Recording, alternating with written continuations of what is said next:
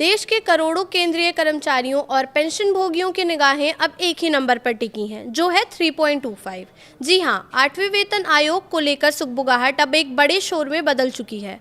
कयास लगाए जा रहे हैं कि 1 जनवरी 2026 से जब नया वेतन मान लागू होगा तो सरकार फिटमेंट फैक्टर को बढ़ाकर 3.25 कर सकती है। लेकिन क्या आप जानते हैं कि इस एक आंकड़े के बदलने से आपकी टेक होम सैलरी और बैंक बैलेंस में कितना बड़ा बदलाव आने वाला है? जानेंगे इस वीडियो में। नमस्कार, मैं प्रिया श्रीवास्तव और आप देख रहे हैं न्यूज़ 18। 8वें वेतन आयोग को लेकर देश भर के केंद्रीय कर्मचारियों और पेंशन भोगियों की नज़रें टिकी हुई हैं, लेकिन इस पूरे खेल का सबसे बड़ा फैक्टर एक ही है, फिटमेंट फैक्टर। यही वो नंबर है जो तय करेगा कि आपकी सैलरी में हल्का इजाफा होगा या फिर बड़ा उछाल देखने को मिलेगा। सरकार की तरफ से अभी अंतिम फैसला नहीं आया है, लेकिन चर्चा इस बात पर तेज़ है कि फिटमेंट फैक्टर 2.5 से बढ़कर 3.25 तक जा सकता है। अगर ऐसा होता है तो नए वेतन ढांचे में कर्मचारियों की जेब पर सीधा असर दिखेगा।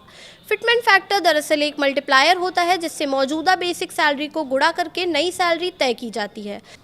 7वें वेतन आयोग में ये 2.57 था, जिसकी वजह से सैलरी में एक तय पैटर्न के तहत बढ़ोतरी हुई थी। अगर इसे बढ़ाकर 3.25 कर दिया जाता है तो इसका सीधा मतलब है कि कर्मचारियों की बेसिक सैलरी को पहले के मुकाबले ज़्यादा गुणा किया जाएगा। इससे शुरुआती स्तर पर ही वेतन में बड़ा जंप दिखाई देगा। मान लीजिए किसी कर्मचारी की मौजूदा बेसिक सैलरी 18,000 रुपये है, जो 7वें वेतन आयोग का न्यूनतम स्तर है। अगर फिटमेंट फैक्टर 3.25 लागू होता है तो यही सैलरी बढ़कर करीब 58,500 रुपये तक पहुंच सकती है। इसी तरह 25,000 रुपये बेसिक पाने वाले कर्मचारी की सैलरी लगभग 81,000 रुपये तक जा सकती है। यानी कुल मिलाकर बेसिक सैलरी में 25 से 30% तक का अतिरिक्त उछाल देखने को मिल सकता है, जो सीधे हाथ में आने वाली सैलरी और पेंशन दोनों को बढ़ाएगा। फिटमेंट फैक्टर का असर सिर्फ बेसिक सैलरी तक सीमित नहीं रहता है, इससे पेंशन, महंगाई भत्ता और अन्य भत्तों की गणना भी बदल जाती है। जैसे ही बेसिक सैलरी बढ़ती है, उसी आधार पर डीए और अन्य अलाउंस भी बढ़ जाते हैं, जिससे कुल इनकम में और ज़्यादा वृद्धि होती है।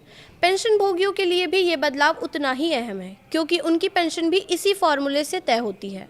सरकार ने 8वें वेतन आयोग के गठन की प्रक्रिया शुरू कर दी है और 1 जनवरी 2026 से नए वेतनमान लागू होने की उम्मीद है।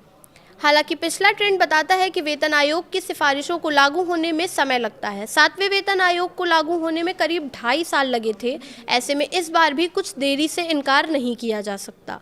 फिलहाल इस वीडियो में इतना ही। ऐसे ही और वीडियोज़ के लिए देखते रहिए न्यूज़ 18।